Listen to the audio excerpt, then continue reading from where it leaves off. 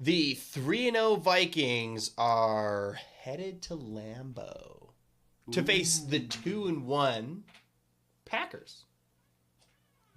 Sorry, Boo! Vikings sorry. win. I think you meant to say the 2-1 bums. Exactly. That's what That's I said. right. Yeah. That's exactly what you said. And welcome back to another Welcome episode of the back. BuiBros Football Podcast. I'm one of your hosts, Quinn Bowie, and I cheer for the LA Chargers. But right now, this is about my brother Brandon and the Minnesota Vikings. Sorry, who do you cheer for? I cheer for the Minnesota. I don't know. I'm not that big of a fan.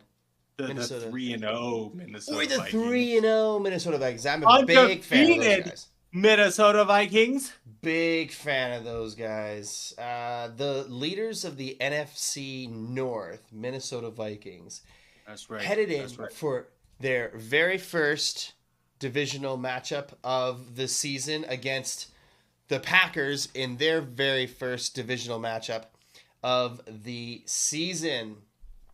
Quick breakdown of each team. Like we said, 3-0 versus 2-1. Okay. We have the third best scoring offense at 85 points through 3 games. Pretty good. Points Pretty good. allowed Pretty good. 30 through 3 games. Pretty good. That's good for second. Um, Against the 75-point scorer, tied for seventh with the Packers, and then the 12th best defensive scoring team with 58 points. So they've got almost double points allowed that we do. That's pretty big. So we've got it. PFF has us overall the fourth best team, and the Packers that tied for 18th best team. Bums. That Uh, discrepancy right there, that delta, unbelievable. Well, Brandon, why don't you wave that techie wand of yours here? Boom. And while you do, I'll just say thank you so much for joining us. If you are a fan of the Minnesota Vikings or of the LA Chargers or of the NFL football, just as much as Brandon and I are, we'd appreciate it. If you subscribe to the channel, like the video, and hit that notification bell because it really does help us out. But here we are. This is our little magic board here. This is how we quantify whether or not the LA or the Minnesota Vikings and the Green Bay Packers, who's going to win, who's get the advantage. Mhm. So we go QB to QB, wide receiver to cornerback group, so on and so forth, down there, advantage to disadvantage to help us score it out. Let's go. Brandon, start us off QB to QB. So What could happen this week? I actually feel like switching it up a little bit and starting not at the bottom of the list, but with our defense because we need to give them props for how they've played the first 3 games. We're going to go there starting at cornerback to wide Okay. receiver for the Packers. Just kind of, I Yes. feel like that'd be a fun way to do it. And let's look. Okay, who do they have? Their wide receivers, sorry, are actually pretty garbage for the Packers. Okay, Jaden Reed had 1 good game. Sweet, good for him. Um, Christian Watson, he's probably injured. Who knows, right? He's probably not playing. He's probably Probably. super injured. I'm pretty Uh, sure like his name is Christian Injured Watson. yeah, exactly. If he's not injured, I'm sure he will get his once a game streak down the sideline in which he drops. Seems to happen all the time. And then Romeo Dobbs, I don't even think that guy exists really. Like, I don't think I've ever seen him make a play. I don't think I've ever seen anything from that guy except for his name. Romeo Do. Number 87, too. Isn't that Jordy Nelson? Can't think. Why is that guy wearing 87? I don't even know if that's Jordy Nelson, but it feels like it's Jordy Nelson. Feels kind of disrespectful, too, so. Bum. Um, yeah, those 3 wide receivers, are pretty decent on the team, to be completely honest. But that's strictly because of Matt LaFleur. These guys ain't making no teams anywhere else, right? Like, nobody, who the hell drafted Christian Watson in fantasy this year? Or Romeo Dobbs? Some people took Jaden Reed. Jaden Reed. Some people, and then a lot of people picked him up after the first week and have been immensely disappointed. So that shows that it's just a reaction to 1 game. Um, let's look on the other side, okay? Byron Murphy Jr. You know, Oh, PFF is not high on this man. PFF's not high on Shaquille Griffin. Okay. It's and then oh, but they are high on someone who's not even on this list. In Stephon Gilmore, they actually do like him. So that's I'm just. It's not necessarily about how good our individual corners are, but how good they're playing their system, and they're playing their right. system very well. Um, I don't know the yards allowed, like our defense. Like how much are we allowing yard Mhm. yardage wise? Um, but nobody's scoring touchdowns on us. No wide receivers are scoring touchdowns on us. No, like the corners are doing their job well, and they're covering their coverage. So personally, because our defense has been playing well, very well, um, I'm gonna give advantage to the corners here for sure.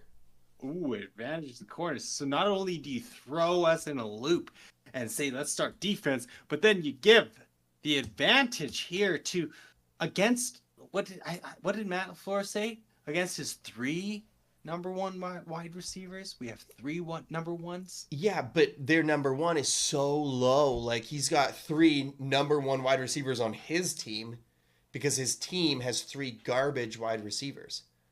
So yeah, they're all equally Oh, as garbage. that's the thought That's what he was process. saying.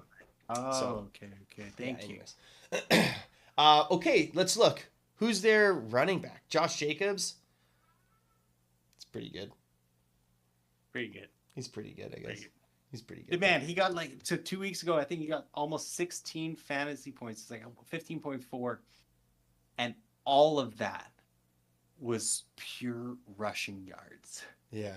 Yeah, no touchdowns, no No catches, catches, no yeah. receiving yards, 154 rushing. Like So, God, this is like old school football. yeah. Josh Jacobs pretty good. Pretty Respect. He hasn't been on there long enough for me to dislike him, you know what I mean? Like 100%. pretty good.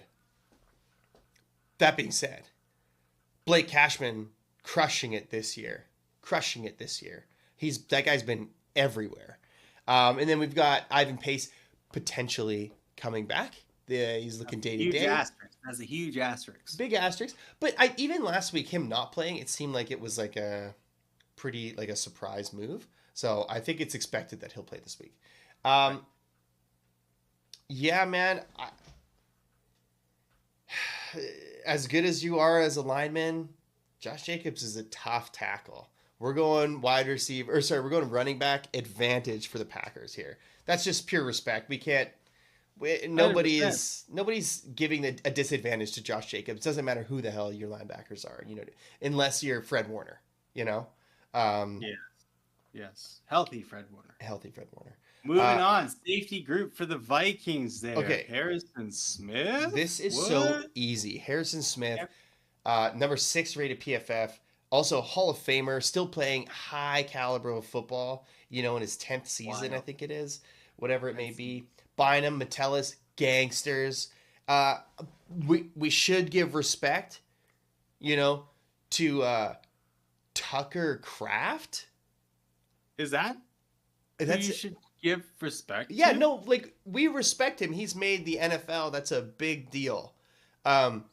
He's not at all competing in this category, so we're easily saying safeties is an advantage. This should almost be a minus points. The biggest difference. Tucker Kraft. Who? I know who Tucker Kraft is because he's been there for a while. A division rival. But if you aren't in the NFC North, They also have Luke Musgrave, which was also supposed to be right. a big name coming out of college last year. But like as you said, you've got Harrison Smith, you got Cam Bynum, and you've got Metellus. How can we forget Metellus? Yeah. PFF forgets Metellus, and that's why we potentially do forget Metellus. It's but just that's because only they don't list 3. They don't list 3 safeties on here, anyways. But 100%. yeah, that's easy. Okay, D line here. Let's look at their O line.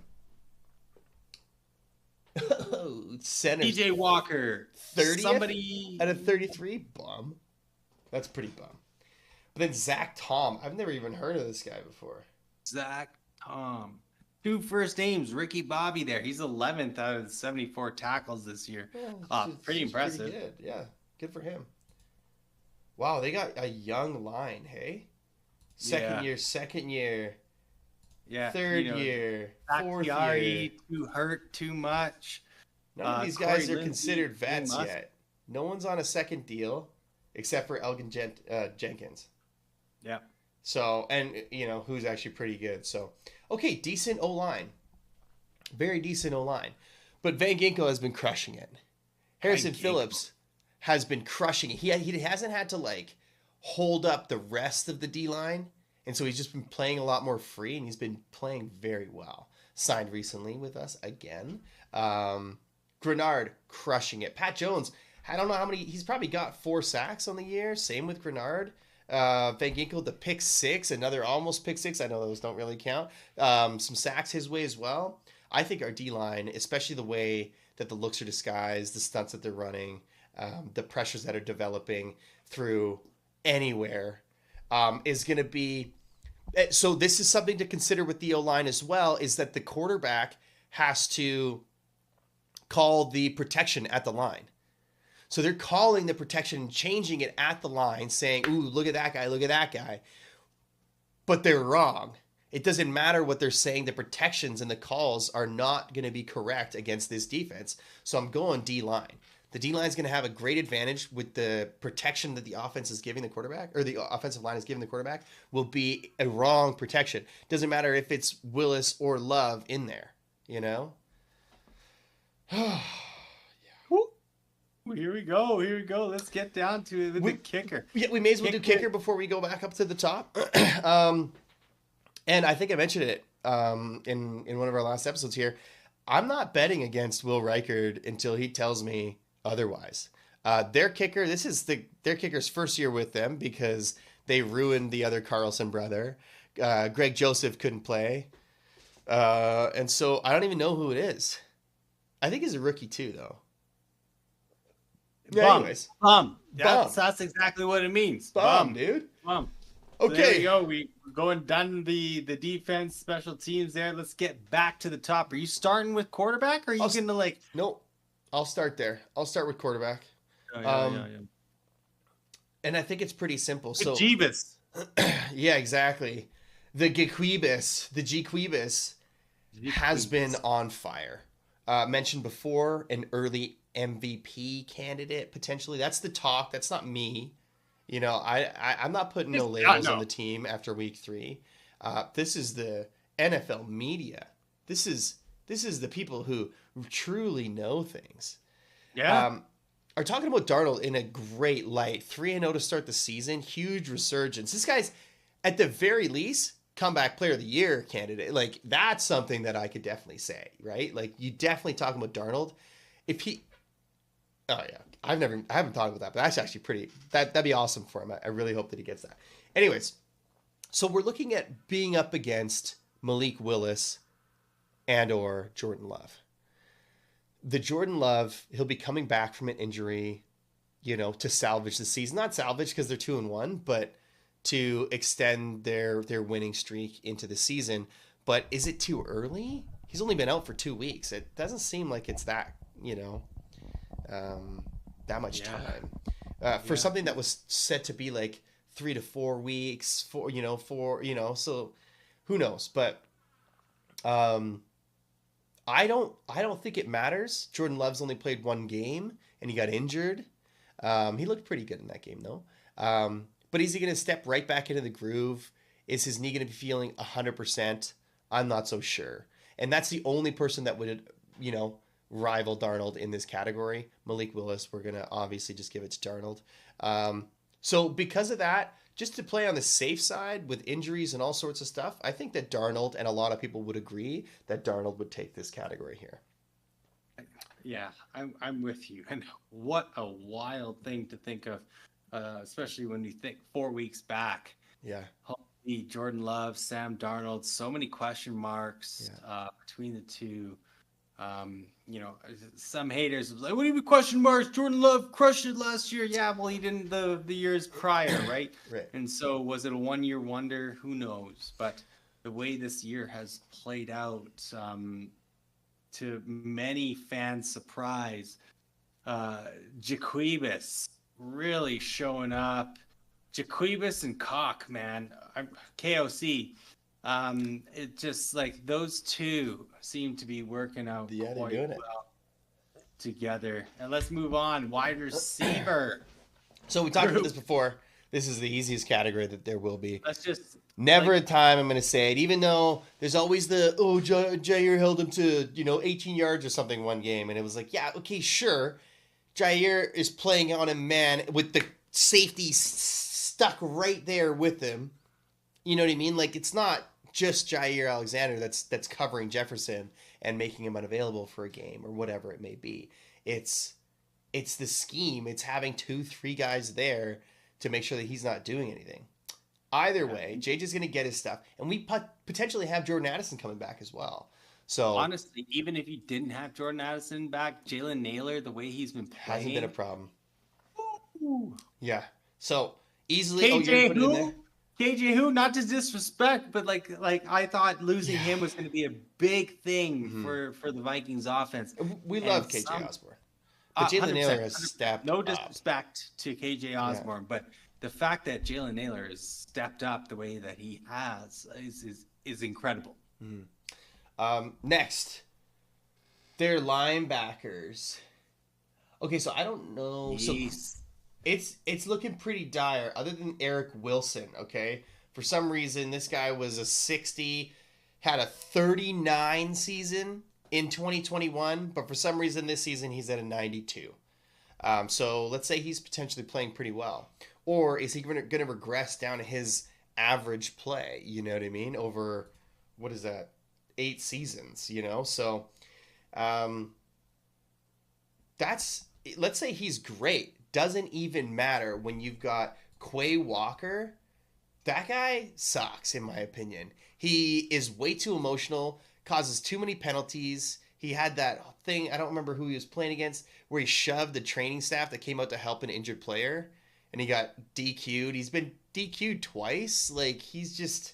This guy was supposed to be a new shining bright light for the but he's, Packers. If you can't see it, he's ranked 75 of 77. The guy's not good, according to PFF. Against, what? My boy Aaron Jones coming back for the massive revenge game? Sorry, do you mean Minnesota Vikings legend Aaron Jones? Vikings legend Aaron Jones. With his purple Minnesota Vikings themed sombrero? Aaron Jones? He's going to be, you know what he's going to be doing? He's going to be performing the bank vault in Lambeau. He's going to be performing the bank vault, and he's going to call it something else like the Lambeau Leap or something. I don't know. The guy's so... What is that? Exactly. He's going to be performing the bank vault, the trademark celebration that he has, jumping into the crowd. He's going to be performing that all day long at Lambeau Field. So, running back advantage, that's pretty easy. This is looking, man. I've been, and from previous lists, we know that I've been very fair in my assessments. Yes. I know this is divisional, and this isn't even just to be fair. This is just, there's no makeup calls here. This is just straight fair. Our tight ends, with no TJ Hawkinson, are fine. They're fine. And supposedly I keep hearing about this guy, Xavier McKinney, been crushing it over there. So, and then who's this? Javon Bullard. Okay, this guy's a rookie. But we'll see. Give him a little more time. It doesn't even matter. You can disadvantage us because Johnny Montier is 62 of 70. I think Oliver is 44th. So we're not even... neither one of our tight ends is even in the top 32, so we're messing around with backups because they're kind of backups, O-line, gangsters, okay. Kenny Clark here is listed at 122 out of 129. Maybe the dude's washed. Maybe he's old. Who knows? He's got a 37 rank. TJ Slayton, 43. Well, we're talking. This guy's. What is this? This is season 10. Is that right? No, season 9 for Kenny Clark. He's a big man. and he's getting old. Oh, dude, the guy's 29, born the same year as me. Ooh, old. With a 37 rank of PFF. So their interior's not crushing it this year by the looks of it. And our interior is our weakest point. But maybe we can hold up pretty well on the interior. Let's say you wash it. No, wash it. That's fine. Rashawn Gary, okay, he's had great seasons. It's not looking good here according to PFF, but I haven't watched their games too much and watched the tape on the D lineman. But everyone knows Rashawn Gary is awesome. He's a great player. He is, and everyone knows that about Kenny Clark too. But he's old, so. Maybe he's dropping off. Maybe he is, It's kind of, and then Preston Smith again, old as well. Holy. But those guys going on the edge against my boy Darisaw and O'Neal, those guys they're franchise tackles. We've got 2 franchise tackles on our on the bookends, and they're crushing it. So I'm easily giving the O-line the advantage here. I think they've been playing lights out this year, and I think that continues. Boom. Well, there we have it. There we have it. The 8-2. So, I'll always say these things aren't, other than, the Tucker Kraft pick there, these aren't blowouts, These aren't blowout victories for the advantages. Right. But I see the Vikings winning. The Packers are for some reason favorited 2.5 points, which is some garbage because that is really some garbage. But it's the home, right? It's the home game. Points. Yeah, they say it's 3 points, so we're only favorited 0.5 points. Like that doesn't, what the hell? Anyways, so it's divisional matchups. They're always tight. It always is for sure. But I still think that we should be favorited. I think that we've been crushing it this year. So I'm going to go that it's a tighter match, but it's going to be still pretty low scoring. I'm going to say it's like a 20. Actually, I'm going to say they get 13 points, 1 touchdown, 2 field goals, 13 points. And then I'm going to say we get, actually, maybe it's not that close. Maybe we're going to get 26-13. That's what I'm doing. That's what I'm feeling. I think we're going to do very well. Man, that's the path. That's the blueprint right there. 26-13. That's how the Vikings get to 4-0. I hope so. Man. That's incredible. First 4 weeks in the NFL season after so many questions, after this is Kwesi's, this is Kevin O'Connell's big year, right? So far, they're really showing out, and wow, Vikings. Okay, get the dub here in week 4. That's fantastic, Brandon. That's fantastic. Wave your little techie wand there, and that's it. That's it. Okay, 4-0 for the Minnesota Vikings. Yes, 4-0. Y'all agree with us, Packers fans out there? Where do you disagree? Let us know in the comments. But if you are with us still, thank you so much. If you are a fan of the Minnesota Vikings, the LA Chargers, or NFL football, like Brandon and I are, please subscribe to the channel. It does help us out. Like the video. Hit that notification bell so you don't miss any of this. We do it each and every week. We appreciate you. We appreciate the NFL. Brandon, send us off.